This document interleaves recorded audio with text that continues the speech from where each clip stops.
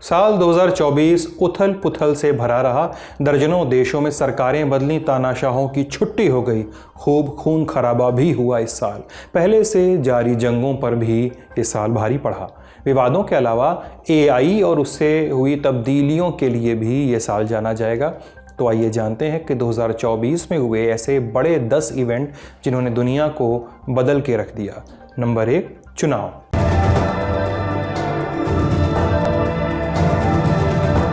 Brought to you by ITIL and Rise.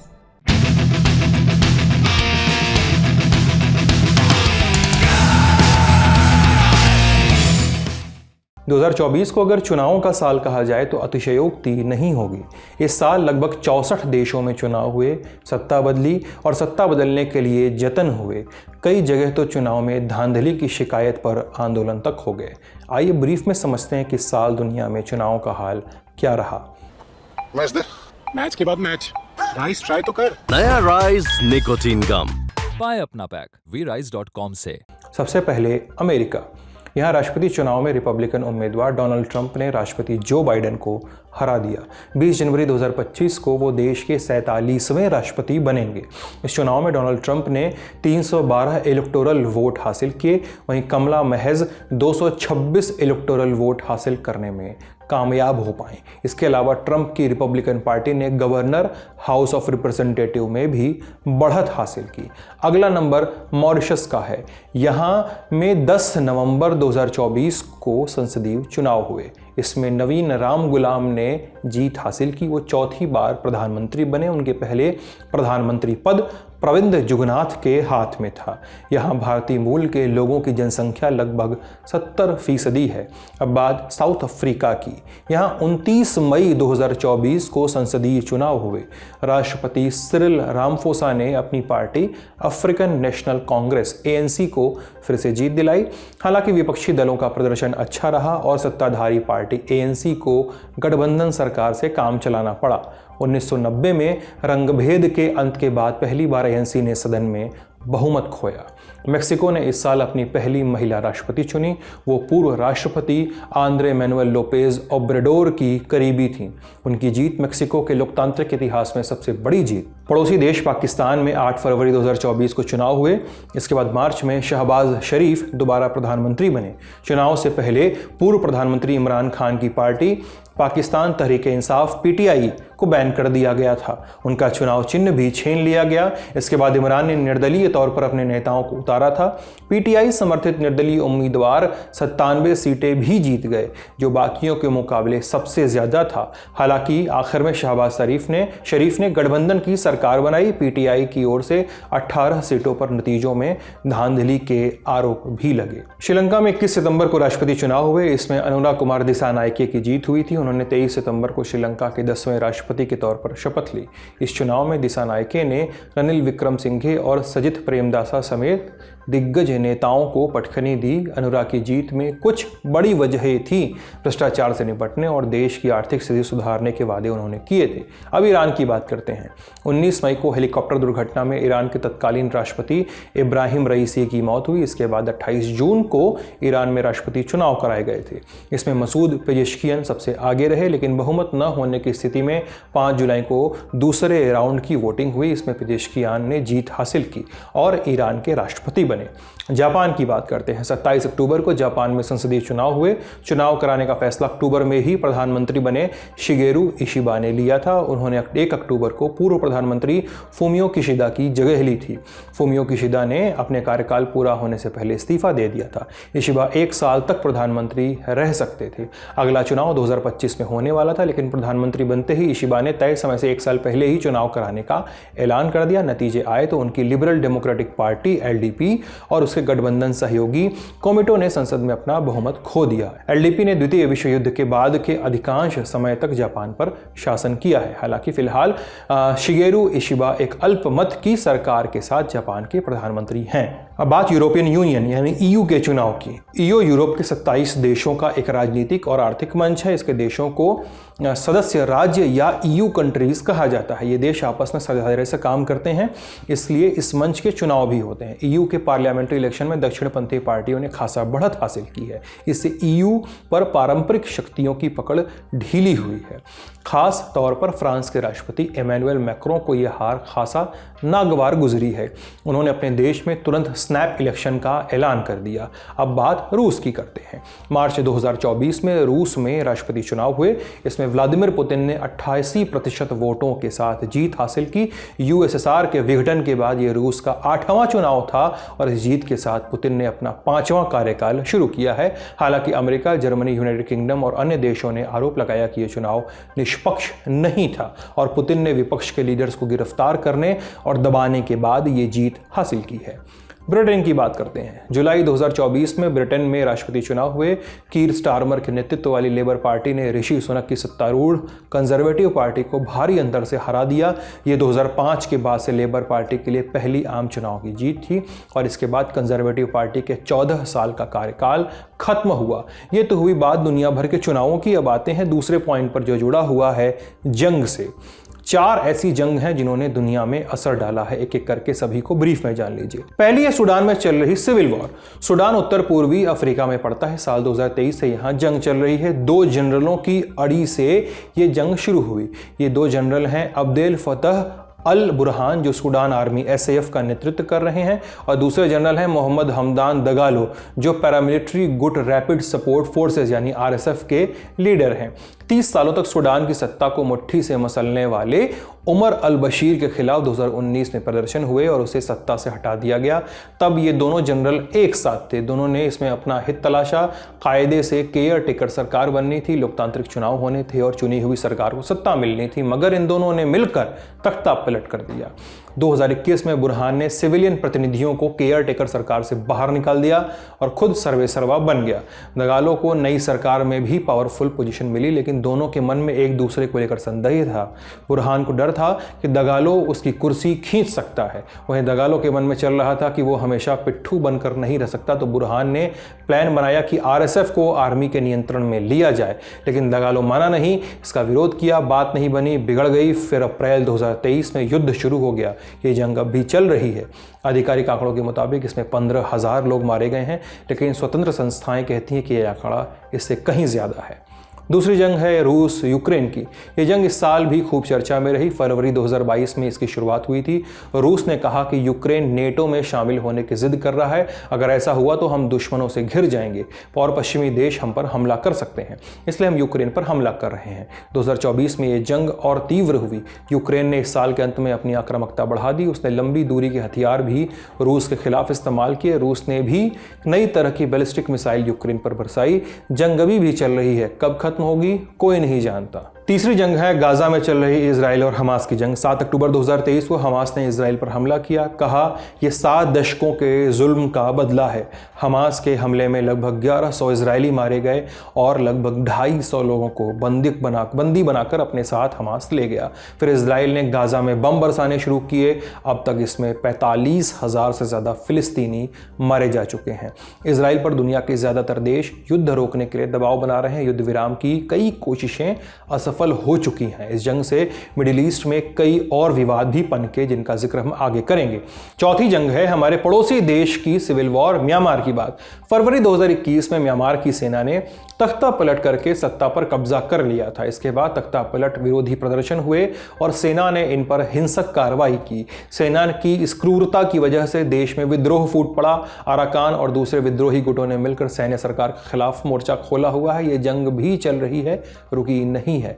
जंग के बाद अगला चैप्टर पड़ोसी देश बांग्लादेश का है। 5 अगस्त 2024 को बांग्लादेश की पूर्व प्रधानमंत्री शेख हसीना देश छोड़कर भाग गईं। उनके खिलाफ बांग्लादेश में कई महीनों से प्रोटेस्ट चल रहे थे। आरोप लगते हैं कि उन्होंने प्रोटेस्ट दबाने के लिए छात्रों पर गोलियां चलवाई थीं। इसमें सैकड़ों छात्रों की जान गई। इस वजह से प्रोटेस्ट और भड़क गए।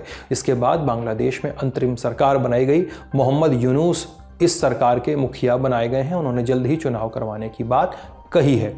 शेख हसीना लगभग 2 दशकों तक देश की सत्ता पे काबिज रहीं। आरोप लगते हैं कि उन्होंने चुनाव में धांधली और विपक्षियों को जेल में डलवाकर ये पकड़ हासिल की थी।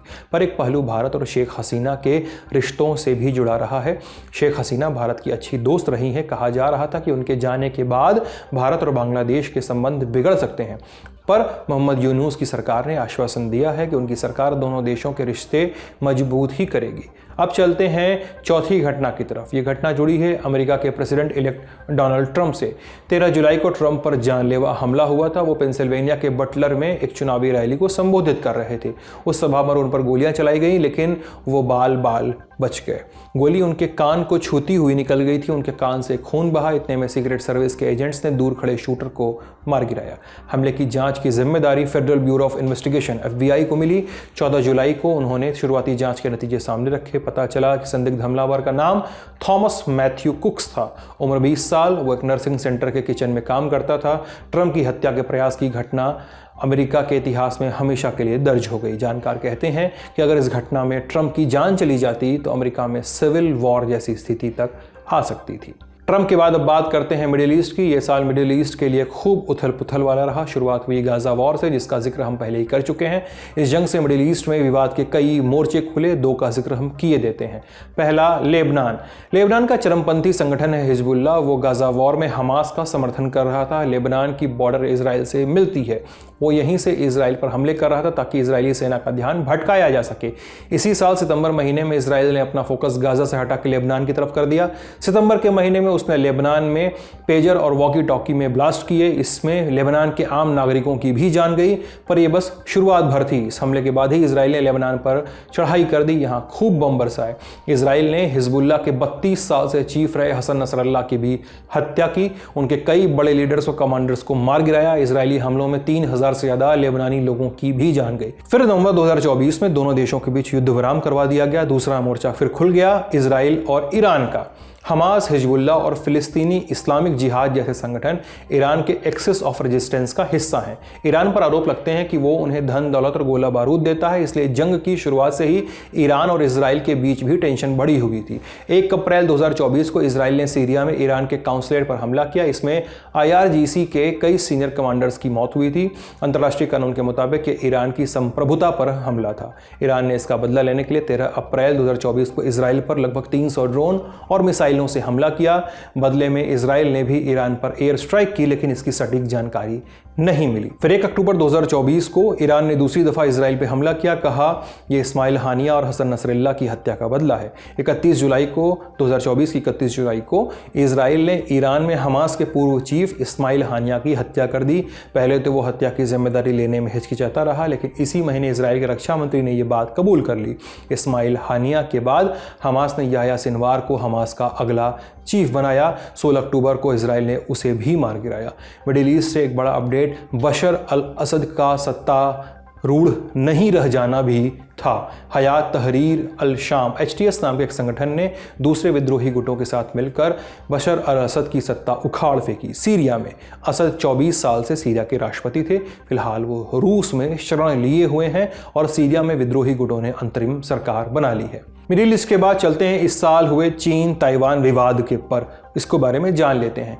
चीन ताइवान को अपना अभिन्न हिस्सा मानता है। दूसरे देशों को कहता है कि अगर हमारे साथ रिश्ता रखना है तो ताइवान से दूर रहना होगा। इसको वन चाइना पॉलिसी कहते हैं। भारत और अमेरिका समेत 180 से अधिक देश इसको मानते हैं। हालांकि कुछ देशों ने ताइवान के साथ अलग से सैन्य और व्यापारिक संबंध बनाकर रखे हैं, लेकिन वे उसको आधिकारिक राजनयिक संबंध का दर्जा नहीं देते हैं। इसकी सबसे बड़ी वजह चीन की आपत्ति है। बहरहाल इस साल भी चीन और ताइवान के बीच तनाव चरम पे रहा। कम से कम 2 मौके ऐसे आए जब चीन ने ताइवान के आसपास मिलिट्री डील की। इसके एक बड़ी वजह ताइवान में हुए चुनाव थे। जनवरी में चीन के कट्टर विरोधी माने जाने वाले विलियम लाई चिंग ते ने चुनाव जीता। वो ताइवान के मौजूदा राष्ट्रपति हैं। खुलकर चीन का विरोध करते रहे। 7वीं घटना है भारत और कनाडा के बीच का तनाव। हरदीप सिंह निज्जर की हत्या के बाद शुरू हुआ विवाद दोनों देशों के रिश्ते खराब कर रहा है। 2024 में इस मामले में कई नए चैप्टर खुले। अक्टूबर 2024 में कनाडा ने कहा कि भारत के हाई कमिश्नर संजय कुमार वर्मा और कुछ अन्य डिप्लोमैट्स एक मामले में संदिग्ध हैं। ये केस खालिस्तानी आतंकी हरदीप सिंह निज्जर की हत्या से जुड़ा था। 18 जून को कनाडा की राजधानी वैंकूवर में एक गुरुद्वारे के बाहर हरदीप सिंह निज्जर की हत्या हुई थी। वो खालिस्तान टाइगर्स फोर्स KTF का मास्टरमाइंड था। KTF पर पंजाब में आतंकवाद बढ़ाने और टारगेटेड किलिंग्स के आरोप हैं। इसको भारत ने आतंकी संगठन घोषित कर रखा है। निज्जर कुछ सिखों के लिए अलग देश खालिस्तान की मांग करने वाले लोगों में से एक था। भारत में हुई हत्याओं से भी उसका नाम जुड़ता रहा। बहरहाल निज्जर की हत्या के बाद सितंबर 2023 में भी कनाडा के पीएम जस्टिन ट्रूडो ने भारत सरकार के एजेंट्स पर इस हत्या में शामिल होने का आरोप लगाया था। अक्टूबर 2024 में ये बात फिर शुरू हुई। कनाडा के आरोपों पर भारत ने कड़ी आपत्ति जताई। कनाडा के एक्टिंग हाई कमिश्नर और 5 अन्य डिप्लोमेट्स को निष्कासित कर दिया और कनाडा से अपने हाई कमिश्नर को वापस बुला लिया। तब से भारत और कनाडा के बीच तनाव कम नहीं हुआ है और इस विवाद के बाद दोनों देश अलग अलग तरह से एक दूसरे पर निशाना साधते रहे। अक्टूबर में कनाडा की सरकार ने नेशनल साइबर थ्रेट असेसमेंट 2025-26 की रिपोर्ट शाया की। इसमें भारत को साइबर एडवर्सरी लिस्ट में डाल दिया गया। इस रिपोर्ट में बताया जाता है कि किस देश से कनाडा को साइबर अटैक का खतरा है। फिर 2 नवंबर को भारत ने कनाडा पर आरोप लगाया कि कनाडा भारत के डिप्लोमेट्स पर वीडियो और ऑडियो के जरिए निगरानी रख रहा है। 3 नवंबर को कनाडा के ब्रैम्पटन में एक हिंदू मंदिर में लोगों पर हमला हुआ। हमला उस समय हुआ जब कनाडा स्थित भारतीय उच्चायोग के अधिकारी मंदिर में गए थे। इस हमले का आरोप कथित तौर पर खालिस्तानी समर्थकों पर लगा। मंदिर पर हुए हमले के बाद दोनों देशों के रिश्ते और भी तनावपूर्ण हो गए। कनाडा की बात यहीं तक। अब 8वीं घटना की तरफ ले चलते हैं। यह है साउथ कोरिया में लगी इमरजेंसी। साउथ कोरिया में इस साल के आखिर में कुछ ऐसा हुआ जो पिछले 40 साल में नहीं हुआ था। 3 दिसंबर को साउथ कोरिया के राष्ट्रपति यून सुक योल ने अचानक पूरे देश में मार्शल लॉ लगा दिया। कहा नॉर्थ कोरिया के कम्युनिस्ट शासन से देश को खतरा है। ये लोग हमारी खुशियां छीनना चाहते हैं। राष्ट्रपति की घोषणा के बाद ही इस फैसले का विरोध शुरू हुआ। विपक्षी सांसद इसके खिलाफ संसद पहुंचे। इस लॉ के खिलाफ प्रस्ताव लाया गया। रातों रात वोटिंग हुई और इसे निरस्त कर दिया गया। फिर साउथ कोरिया की पॉलिटिकल पार्टीज ने 6 दिसंबर को आपातकालीन बैठक की। इसमें सांसदों ने यून के खिलाफ महाभियोग के प्रस्ताव लाने की योजना बनाई। यह प्रस्ताव 7 दिसंबर को संसद में पेश किया गया। हालांकि उन्हें सत्ता नहीं गंवानी पड़ी क्योंकि महाभियोग के पास कराने के लिए जो 2/3 बहुमत चाहिए वो नहीं मिला। 14 दिसंबर को राष्ट्रपति यून के खिलाफ दूसरी बार इंपीचमेंट का मोशन लाया गया। इस बार यह संसद से पास हो गया और राष्ट्रपति की सभी शक्तियां निरस्त हो गईं। प्रधानमंत्री हान डक्सू को कार्यवाहक राष्ट्रपति बनाया गया है। लेकिन साउथ कोरिया का पॉलिटिकल क्राइसिस यही नहीं थमा। 2 हफ्ते के अंदर ही 26 दिसंबर को कार्यवाहक राष्ट्रपति हान डक्सू के खिलाफ भी महाभियोग प्रस्ताव पेश किया गया। इसकी क्या वजह थी कि कुल 192 सांसद इसके पक्ष में रहे।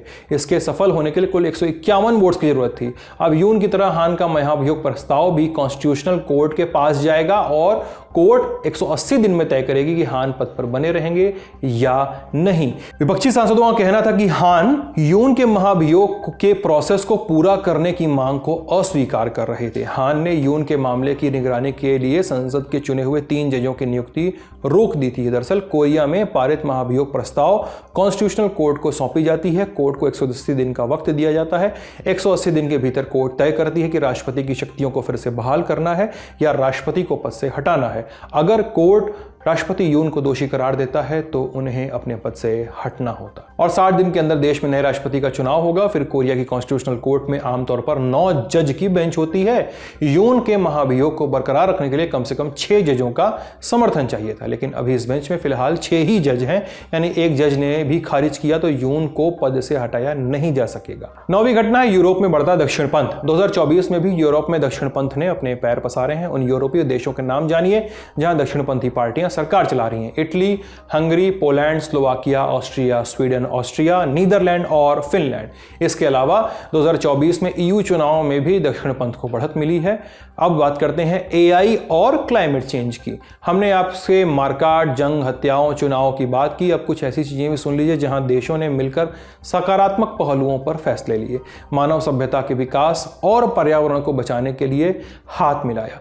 हम क्लाइमेट चेंज और आर्टिफिशियल इंटेलिजेंस की बात कर रहे हैं। आपको बताते हैं कि इन दोनों ही क्षेत्र में 2024 में क्या बेहतरी आई। क्लाइमेट चेंज को लेकर इस बार COP यानी कॉप की 29वीं समिट हुई। कॉप का फुल फॉर्म है कॉन्फ्रेंस ऑफ पार्टीज। इसके तहत यूनाइटेड नेशंस की क्लाइमेट के मुद्दे पर बैठकें होती हैं। इस वक्त कॉप में कुल 198 पार्टियां शामिल हैं कॉप की पहली बैठक मार्च 1995 में हुई थी। इस बार की मीटिंग अजरबैजान की राजधानी बाकू में हुई। इस बार की मीटिंग में फैसला लिया गया कि विकसित देशों की ओर से विकासशील देशों को 2035 तक हर साल 25 लाख करोड़ रुपए दिए जाएंगे। माने सभी देशों से पैसा लेकर पर्यावरण के लिए खर्च किया जाएगा। इन पैसों से विकासशील देशों को ग्लोबल वार्मिंग के लिए तैयार रहने और इसे और ज़्यादा बढ़ने से रोकने में मदद मिलेगी। इसमें फॉसिल फ्यूल का इस्तेमाल कम करने और क्लीन एनर्जी की ओर कदम बढ़ाने की लागत शामिल है। इससे देशों को एयर और सोलर एनर्जी जैसी तकनीकों को बड़े पैमाने पर इस्तेमाल करने के लिए ज़रूरी बुनियादी ढांचा बनाने में भी आसानी होगी। लेकिन भारत ने समझौते को खारिज कर दिया है, कहा कि यह समझौता एक ऑप्टिकल इल्यूजन है। इसके अलावा कई देश इस डील से नाखुश हैं। इस बार की समिट एक ऐसे वक्त में हुई जब अमेरिका में सत्ता हस्तांतरण का दौर चल रहा है। American president elect Donald Trump जलवायु परिवर्तन को एक धोखा बताते हैं और वो अमेरिका को इस तरह के वादों से बाहर ले जाने की बात करते हैं। ऐसे में विकासशील देशों के लिए चिंताएं बढ़ गई हैं। तो ये रही वो 10 बड़ी घटनाएं जिन्होंने 2024 में हम पर, हमारे घटनाक्रम पर, हमारे सामान्य ज्ञान की किताबों पर, हमारे इंटरनेट पे असर डाला। अब इन घटनाओं के भारत पर पड़ रहे असर की बात करते हैं, इसलिए बारी एक्सपर्ट कॉर्नर की। आज के हमारे पहले एक्सपर्ट हैं बिट्स लॉ स्कूल में पॉलिटिकल साइंस के अध्यापक डॉक्टर मुश्ताक हुसैन। हमने उनसे पूछा मिडिल ईस्ट में हुई उथल पुथल का भारत की विदेश नीति पर क्या असर पड़ा है। ये जो पूरा साल रहा है और इस साल में जितने भी हमने देखे हैं कि ये कॉन्फ्लिक्ट्स हुए हैं, इससे भारत की विदेश नीति के लिए कुछ मुश्किलें बढ़ जाती हैं। हमने 2023 में देखा था कि एक बहुत ही पॉजिटिव डेवलपमेंट हुआ था, जिसको हमने India middle east Europe economic corridor के नाम से देखा था। और उम्मीदें बढ़ रही थी कि इंडिया का, भारत का जितना भी व्यापार है इन दोनों रीजन्स के साथ, चाहे वो मिडिल ईस्ट हो, वेस्ट एशिया हो या फिर यूरोप हो, वो बढ़ेगा। और इसके बढ़ने के साथ साथ भारत की जो राजनीतिक एक पहुंच है इन दोनों देशों में, भारत इन दोनों पूरे रीजन में, और साथ साथ जो भारत की रिस्पेक्ट है वो भी बढ़ेगी। लेकिन हमास ने जिस तरह अटैक किया इसराइल पे अक्टूबर 2023 में, उसकी वजह से पूरे 2024 में हमने देखा कि कोई प्रगति नहीं हुई है इस एग्रीमेंट पे। ये जरूर है कि भारत की जो विदेश नीति है उसके इकोनॉमिक फैक्टर्स के बजाय डिप्लोमेटिक फैक्टर्स पे फोकस बढ़ा है। ये हमने रूस और यूक्रेन के युद्ध में भी देखा था कि भारत किस तरह अपने आप को एक ऐसे पावर की तरह प्रोजेक्ट कर रहा है जो दोनों साइड्स के साथ बात कर सकता है, रशिया के साथ भी और यूक्रेन के साथ भी। और वही हमने यहाँ भी देखा। ये जरूर है कि भारत का हमास के साथ कोई डायरेक्ट लिंकेज नहीं है, लेकिन भारत ने नॉन स्टॉप इसराइल के से ये रिक्वेस्ट करी है, इसराइल के ऊपर डिप्लोमेटिक प्रभाव भी डाला है कि जितना हो सके इस पूरे कन्फ्लिक्ट को डिप्लोमेटिकली सुलझाना चाहिए, बातचीत के थ्रू सुलझाना चाहिए, नेगोशिएशन के थ्रू सुलझाना चाहिए। ये जरूर है कि उसमें हमने सारे फिलिस्तीनियों की बात करी, सिर्फ हमास की बात नहीं करी है। भारत ने हमेशा से 2 स्टेट सोल्यूशन का सपोर्ट किया है। भारत ने जब इजराइल और ईरान के बीच डायरेक्ट कुछ एक कॉन्फ्लिक्ट की संभावना बढ़ रही थी, तब भी दोनों पार्टी से रिक्वेस्ट किया था कि डिप्लोमेटिकली रिजॉल्व करना चाहिए। तो भारत की जो डिप्लोमेटिक बातचीत है ईरान के साथ, सऊदी अरेबिया के साथ, इजराइल के साथ, या फिर अगर हम कहें कतर के साथ, तो वो बरकरार है और उसमें थोड़ा सा और इजाफा जरूर हुआ है। लेकिन ओवरऑल अगर हम 2024 को देखते हैं तो भारत के लिए दिक्कतें बढ़ी हैं, क्योंकि इस पूरे रीजन में अगर अस्थिरता आती है और खासकर जिहादी ताकतें ताकतवर होती हैं ज्यादा, उनका प्रभाव बढ़ता है, तो लॉन्ग टर्म में उसका हमारे देश की सिक्योरिटी पे भी असर पड़ता है, चाहे वो डायरेक्टली ना हो, इनडायरेक्टली ही सही। इनडायरेक्टली से मतलब ये होगा कि बहुत सारे भारतीय हैं जो गल्फ कंट्रीज में, पूरे मिडिल ईस्ट में काम करते हैं। ये जरूर हो सकता है कि डायरेक्टली या इनडायरेक्टली किसी भी कंफ्लिक्ट में वो हताहत हो सकते हैं, जैसा कि हमने 2 महीने पहले देखा था कि हिजबुल्ला की बमबारी में कुछ भारतीय मजदूर थे जो कि इजराइल और लेबनान की बॉर्डर के पास काम कर रहे थे, वो घायल हुए थे। तो इस तरह का अटैक बढ़ता है। लेकिन जो सबसे बड़ी चुनौती होगी भारत की विदेश नीति के लिए वो ये होगी कि किस तरह इस रीजन में स्टेबिलिटी को प्रमोट किया जाए और उस स्टेबिलिटी को फिर फाउंडेशन बना के हमारे पॉलिटिकल और इकोनॉमिक रिलेशंस को हम प्रमोट कर सकें। ये पूरे साल हम इंतजार करते रहे हैं, क्योंकि कॉन्फ्लिक्ट ने लाइमलाइट ले ली है, कॉन्फ्लिक्ट फ्रंट पेज पे आ गया है। तो 2025 में ये उम्मीद रहेगी कि जितना हो सके उतने शांति समझौते हों, सबसे पहले इजराइल और हमास के, उसके बाद सीरिया की सिचुएशन स्टेबलाइज हो, और फिर भारत अपने डिप्लोमेटिक और इकोनॉमिक रिलेशंस को और प्रमोट कर पाए इन देशों के साथ और पूरे रीजन। हमारे दूसरे एक्सपर्ट जवाहरलाल नेहरू यूनिवर्सिटी में प्रोफेसर अमिताभ सिंह, उनसे सवाल कि रूस में चुनाव हुए, पुतिन फिर से राष्ट्रपति चुने गए, पीएम मोदी ने इस साल रूस और यूक्रेन की यात्रा की, इस साल हमारी रूस के प्रति विदेश नीति कैसी रही और आने वाले समय में इसमें क्या बदलाव देखे जा सकते हैं। हमारी इस साल जो रूस के प्रति जो या रूस से हमारा विदेश नीति का संबंध रहा वो अच्छा ही रहा। कमोबेश देख लें, एक तो बहुत दिनों बाद हमारे राष्ट्राध्यक्ष रूस के राष्ट्राध्यक्ष से मिले, तो और वो कोविड के बाद ये पहली ये मीटिंग थी, और जो एनुअल समिट्स थे 2 साल से नहीं हो रहे थे वो हुए, और अगले साल जनवरी में माना जा रहा है पुतिन भारत आ सकते हैं। तो कुल मिला के अच्छी रही। और दोनों ट्रिप का जो टेक अवेज जो सबसे इम्पोर्टेंट था कि एक तो राष्ट्रपति पुतिन से मिलने के बाद तुरंत वो जेलेंस्की से भी मिले, और पूरी दुनिया की नजर जो है वो रूस यूक्रेन युद्ध पर ही है। हालांकि रूस से हमारे जो वाणिज्यिक संबंध थे, खासकर तेल का खरीद और ये वो बढ़ा है। औसतन सबसे ज्यादा तेल हम उनसे खरीद रहे हैं इस समय, और इराक को भी हमने पीछे छोड़ दिया है तेल खरीदने। तो संबंध, आर्थिक संबंध बने, और कमोबेश स्थिति वैसी ही रही जो युद्ध के पहले थी उनके साथ। अंतर सिर्फ ये आया कि भारत को कुछ क्रिटिसिज्म का शिकार होना पड़ा कि भारत रूस से आयात कर रहा है, क्षमा करें, तेल, और उसके चलते जो जेलेंस्की का बयान आया था कि ये ब्लड मनी है, और भारत जो है यूक्रेनियों की जो हत्या हो रही है या यूक्रेनी जो मारे जा रहे हैं युद्ध में, उसका ठीकरा भी जेलेंस्की ने भारत पर फोड़ने की कोशिश की। तो कुल मिला के ये एक लो पॉइंट था। लेकिन ये तो जरूर रही कि भारत ने जो अपना पुराना स्टैंड था कि उन्होंने अपोज किया है युद्ध का, और अपोज करते रहेंगे, और वो बरकरार रहा। और जेलेंस्की का जो कंप्लेन था कि जब वो पुतिन से गले मिल रहे थे प्रधानमंत्री मोदी, उस समय बच्चों की हत्या हुई और उनके नर्सरी पर मिसाइल अटैक्स किए गए, उसको लेकर भी थोड़ा एक संशय था भारत के प्रति। तो प्रधानमंत्री मोदी ने यूक्रेन कीव में जाकर उन बच्चों को भी श्रद्धांजलि दी जो उस समय मारे गए थे। तो कमोबेश हमारा संबंध रूस के साथ अच्छा ही रहा है।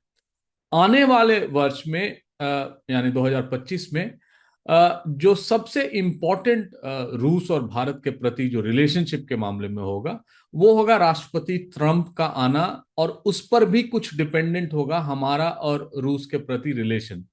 हम सब मान रहे हैं कि राष्ट्रपति ट्रंप के आने के बाद यूक्रेन के प्रति अमेरिका का जो रुझान है, जो झुकाव है, वो थोड़ा कम होगा, और यूक्रेन पर यह प्रेशर बनेगा कि वो रूस के साथ मिलकर वार्ताएं करें।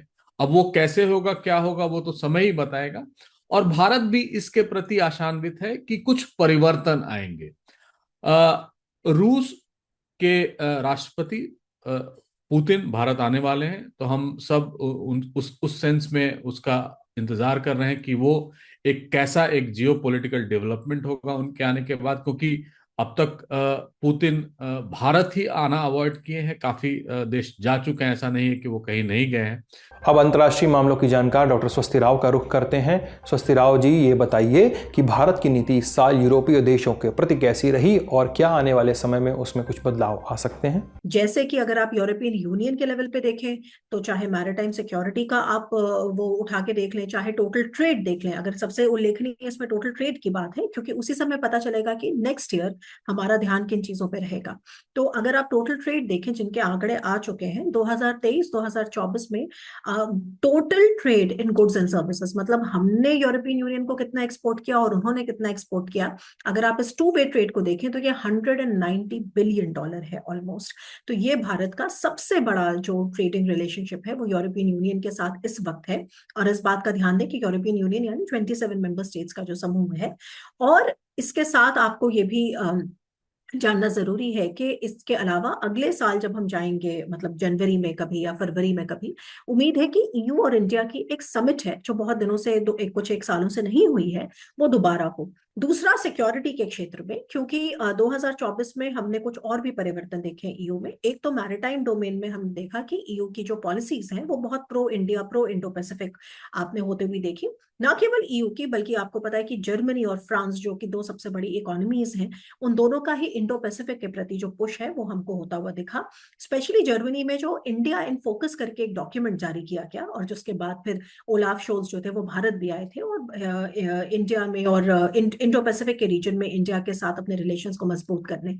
हालांकि इसमें कुछ प्रॉब्लम्स भी हैं। वो प्रॉब्लम्स ये हैं कि इकोनॉमी के लेवल पे भारत ये देख रहा है कि फ्रांस और जर्मनी दोनों की ही इकोनॉमीज में काफी स्ट्रक्चरल प्रॉब्लम्स आ रही हैं, पॉलिटिकल इंस्टेबिलिटी की प्रॉब्लम है। इस प्रकार ये 2025 में हम देखेंगे कि ये जितने कमिटमेंट्स की बात करी जा रही है वो सच में फलीभूत होते हैं कि नहीं। हालांकि इनके जो अगर अगर आप मुझसे पूछे कि जो मैकेनिज्म्स हैं वो इन प्लेस हैं और उनको बनाए गए हैं। सिमिलरली अगर आप डिफेंस के बारे में देखें तो आप देखेंगे कि ईयू के बहुत सारे ऐसे देश हैं, फ्रांस है, जर्मनी है, इटली है। इटली के साथ अभी भी आपने देखा कि फिर से एक हमने मेडिटेरेनियन डायलॉग जो है उसमें हमने दोबारा से री एंगेज करना शुरू किया है बहुत सारी मेडिटेरेनियन कंट्रीज को। तो आप की टेक अवे के रूप में, मतलब ये लंबी खिंच सकती है ये बात, क्योंकि बहुत सारे देश हैं और सारे देशों के बारे में फिर बात करने में समय ज्यादा लगता है।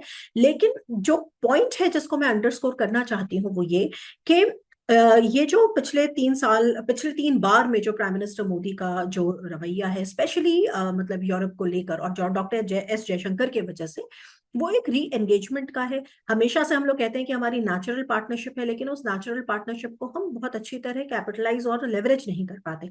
तो बहुत सारे ऐसे मैकेनिज्म्स जो है वो इन प्लेस हुए हैं इंडिविजुअल ईयू कंट्रीज के साथ भी, जिसमें सबसे इंपॉर्टेंट और सबसे जो प्राइमरी जो स्पेस है वो फ्रांस जैसे देश की है। और उसके बाद हमने बहुत सारे जो पुराने हमारे अच्छे संबंध थे उनको हमने और भी डायमेंशंस में फैलता हुआ देखा। जैसे जर्मनी हमारा ट्रेडिंग पार्टनर रहा है सबसे ज्यादा यूरोप में, लेकिन अब हम देख रहे हैं कि हमारा डिफेंस कोलैबोरेशन भी जर्मनी के साथ बढ़ रहा है। आज के चौथे एक्सपर्ट हैं जेएनयू में प्रोफेसर रह चुके एसडी मुनि। हमने उनसे पूछा कि भारत की साउथ एशिया को लेकर विदेश नीति कैसी रही है। देखिए, दक्षिण एशिया में 2024 में भारत की जो नीति है उसमें काफ़ी चुनौतियां आई है, और सबसे बड़ी चुनौती वहाँ से आई है कि वहाँ पर राजनीतिक बदलाव हुए हैं दक्षिण एशिया में, हमारे पड़ोसियों में, पाकिस्तान में भी, श्रीलंका में भी, मालदीव्स में भी पहले, अब बांग्लादेश में बहुत बड़ा, और नेपाल में भी सरकारें बदली है वहाँ पर। यही नहीं, मैं समझता हूँ कि भूटान में भी अंदर बहुत हलचल हो रही है कि उनको चीन के साथ कैसे संबंध रखने हैं, कैसे नहीं रखने हैं। दूसरी तरफ म्यांमार भी अगर आप शामिल करें उसमें, तो ये ख्याल रखना पड़ेगा कि जो बॉर्डर क्रॉसिंग हो रहा है, बहुत सारे माइग्रेशंस हो रहे हैं, वहाँ से लोग आ रहे हैं, इधर आ रहे हैं, यहाँ के कॉन्फ्लिक्ट्स को मणिपुर में उकसावा मिल रहा है। ऐसी बहुत सारी चुनौतियां हैं हमारे सामने। उन चुनौतियों को निभाने के लिए मैं समझता हूँ भारत ने एक दो जगह ठीक बात की है और उनको सुधारा भी है। श्रीलंका और मालदीव्स का नाम उसमें आएगा। लेकिन नेपाल में अभी भी अंदर से तनाव है, बाहर से सब कुछ ठीक लगता है लेकिन ऐसा कुछ है नहीं। और हो सकता है कि जब नेपाल के प्रधानमंत्री ओली यहाँ आए तो वहाँ उसमें कुछ फर्क हो। श्रीलंका में हमने जेवीपी पुराने के साथ में अच्छे संबंध बना रखे हैं और मैं समझता हूँ संबंध आगे भी चलेंगे। बांग्लादेश में सबसे बड़ी चुनौती है, और मैं समझता हूँ पाकिस्तान और चीन वहाँ बहुत गहराई से अपना प्रभाव बढ़ाने की कोशिश करेंगे। इस बीच में अमेरिका का प्रभाव भी बांग्लादेश में बहुत बड़ा हुआ है अभी, और ये एक ऐसा मसला है जिसको लंबे तौर से लोग बात नहीं करते, लेकिन चुनावी मसला है हमारे यहाँ पे। अफगानिस्तान में हमको तालिबान के साथ कांटेक्ट हुआ है, कम्युनिकेशन हुआ है, लेकिन आगे बढ़ेगा। जो आखिर में मैं बात कहना चाहता हूँ कि साउथ एशिया में हुआ दरअसल ये है कि जो सोशल फॉल्ट लाइंस हैं, आइडेंटिटी का सवाल है, वो बहुत शार्प हो गया है और उसमें भारत ने भी अपना योगदान दिया है। अनफॉर्चुनेटली ये अगर शार्प होगा तो उसको भारत से चुनौतियां, उसकी भारत से पे चुनौतियां बढ़ेंगी, और हमें इस बात का ख्याल रखना चाहिए। आर्थिक दृष्टिकोण से भी सभी दक्षिण एशिया में विकास तो हो रहा है, लेकिन असमानता बहुत है, तो उससे भी जो चुनौतियां बढ़ेगी वो भारत के ऊपर आएगी, क्योंकि भारत से लोगों को आशाएं हैं, लोगों को विश्वास है, देखें इन चुनौतियों का भारत कैसे सामना करता है। हमारे पांचवें एक्सपर्ट अमेरिका में मौजूद वरिष्ठ पत्रकार रोहित शर्मा। हमने उनसे पूछा कि अमेरिका में ट्रंप का जो नया निजाम है भारत के लिए कैसा होने वाला है, हमारी अमेरिका के प्रति विदेश नीति कितनी बदलेगी। देखिए, भारत जो है वो बहुत क्लोजली देखेगा ट्रम्प एडमिनिस्ट्रेशन को, और कहीं ना कहीं जो सबसे पहली चीज इंपॉर्टेंट होगी भारत के लिए वो होगी टैरिफ। ट्रम्प बार बार ये कह चुके हैं कि वो रेसिप्रोकल टैरिफ्स यूज करने वाले हैं अगेंस्ट इंडिया, और उस तरह से इंडिया के ट्रेड पे कितना इम्पैक्ट पड़ेगा, आई थिंक ये सबसे इंपॉर्टेंट होगा। दूसरी चीज होगी यूएस और चाइना के टाइज। बांग्लादेश की सिचुएशन है उसको लेके भी ट्रम्प ने काफी बातें कही थी, तो वो भी भारत के लिए इंपॉर्टेंट होगी। और जो अमेरिका का स्टांस होगा रशिया यूक्रेन वॉर को लेकर और वेस्ट एशिया में जिस तरह की सिचुएशन हुई है, हमने पिछले दिनों में देखा कि किस तरह से बदलाव हुए हैं, तो मुझे लगता है ये सारी चीजें इंपॉर्टेंट होगी। और कहीं ना कहीं थोड़ी इमिग्रेशन पॉलिसीज भी, क्योंकि बहुत बड़ा तबका भारतीयों का अमेरिका में है जो वीजा पे रहता है, तो आई थिंक कहीं ना कहीं बहुत क्लोजली इन चीजों को भारत देखेगा। और फॉरेन पॉलिसी जो है भारत की वो काफी निर्भर करेगी किस तरह से अमेरिका अपनी चीजों को बदलता है। हालांकि ट्रंप ने अभी तक ऐसे कोई बदलाव बड़े बड़े अनाउंस नहीं किए, वो राष्ट्रपति भी नहीं बने, लेकिन बनने के बाद मुझे लगता है कि जब ट्रंप इस तरह के डिसीजन लेंगे तो भारत एक रिएक्शनरी मोड में जाएगा, तो वो हमें देखना होगा। साथ ही साथ ये भी जरूरी है कि समझना कि ट्रंप और मोदी की दोस्ती जो है वो बार बार उसका जिक्र खुद ट्रंप करते हैं, तो ये ऑब्वियस सी बात होगी कि जहां पे भी भारत को लगेगा कि शायद उन्हें ट्रंप के सामने अपना मत रखना है, अपनी बात रखनी है, तो उस सिचुएशन में भारत जरूर है और रहेगा जहां पे भारत अपनी बात डोनाल्ड ट्रंप के सामने रख सकता है। तो ये थोड़ा सा वेट एंड वॉच का गेम है, अभी तो इसके ऊपर ज्यादा हम डिस्कशन नहीं कर सकते, लेकिन हाँ ये बात जरूर है कि भारत जो है बहुत क्लोजली देख रहा है कि डोनाल्ड ट्रंप क्या करने वाले हैं और उसका इम्पैक्ट भारत पे कैसा होगा। आज के छठवें और अंतिम एक्सपर्ट हैं ऑब्जर्वर रिसर्च फाउंडेशन यानी ORF के एसोसिएट फेलो समीर भट्टाचार्य। हमारा उनसे सवाल कि पिछले साल भारत की सदारत में अफ्रीकन यूनियन ने G20 देश की सदस्यता ली थी, हमारी इस साल अफ्रीका को लेकर विदेश नीति क्या रहने वाली है। देखिए ऐसा है, ये 2024 जो था इंडिया का इलेक्शन ईयर था और दुनिया में भी दो बड़े बड़े लड़ाई चल रहे थे, तो इस साल इंडिया का अफ्रीका आउटरीच क्या, इंडिया का actually India foreign policy was not a priority, domestic policy priority थे, लेकिन फिर भी अफ्रीका के साथ आप जब पूछ रहे कुछ कुछ काम तो हुआ। तो मुझे लगता है सबसे बड़ी जो पब्लिक डिप्लोमेसी है, सबसे पहले इस साल अफ्रीका ने G20 में पहली बार पार्टिसिपेट किया था, तो उसमें इंडिया ने G20 में अफ्रीकन यूनियन को सपोर्ट दिया। और इस साल नॉन अलाइनमेंट मूवमेंट का जो प्रेसिडेंसी है वो भी उगांडा के पास था, तो उसमें हमारे फॉरेन मिनिस्टर खुद जाके पार्टिसिपेट किए थे जनवरी में। और साल के आखिरी में जब ये G20 होने वाले थे ब्राजील में, उसमें भी जाते टाइम हमारे प्रधानमंत्री नरेंद्र मोदी 17 साल के बाद ये कोई प्रधानमंत्री जो नाइजीरिया में गए थे, उन्होंने एक स्टॉप ओवर दिया था नाइजीरिया में। फिर अगर आप सेक्टर में आएंगे, अगर एकदम माइक्रो लेवल पे, तो मुझे लगता है सबसे ज्यादा जो काम हुआ इस साल वो था डिफेंस एंड सिक्योरिटी में। ये डिफेंस और सिक्योरिटी इंडिया और अफ्रीका के पार्टनरशिप में एक बड़ा ही इंपॉर्टेंट सेक्टर बन के उभर रहा है, और इसमें उभर रहा है। और ऐसा भी है कि नाइजीरिया में ही वो प्रधानमंत्री के विजिट से पहले बहुत सा एक Indian defence delegation private sector के गए थे, और भी काफी सारे कंट्रीज जैसे तंजानिया एंड जिबूटी, ये सब कंट्रीज में भी इंडिया का अपना डिफेंस का पार्टनरशिप धीरे धीरे बढ़ रहा है। और इस साल इंडिया ने बहुत एक हिस्टोरिक डिसीजन भी लिया है, अफ्रीका की 4 कंट्री में इंडिया की डिफेंस अताशे रहने वाले हैं, तो इससे इंडिया का डिफेंस पार्टनरशिप और भी स्ट्रांग होगा। अगर इंफ्रास्ट्रक्चर में देखा जाए तो सबसे बड़ा डिसीजन जो इस साल का था वो था फरवरी में इंडिया का एक नेवल बेस एक एयर स्ट्रिप जो बना था मॉरिशस की अगालेगा आइलैंड में, तो वो भी एक इंडिया के लिए वो वाला वो जो इंफ्रास्ट्रक्चर है उससे इंडिया को एक बहुत बड़ा मदद मिलने वाला है इंडियन ओशियन रीजन पे एज अ सिक्योरिटी प्रोवाइडर। तो मुझे लगता है ओवरऑल बहुत ज्यादा डायनामिक कुछ नहीं हुआ था, लेकिन फिर भी इंडिया अफ्रीका का कोऑपरेशन जो है it was good, it remained stable.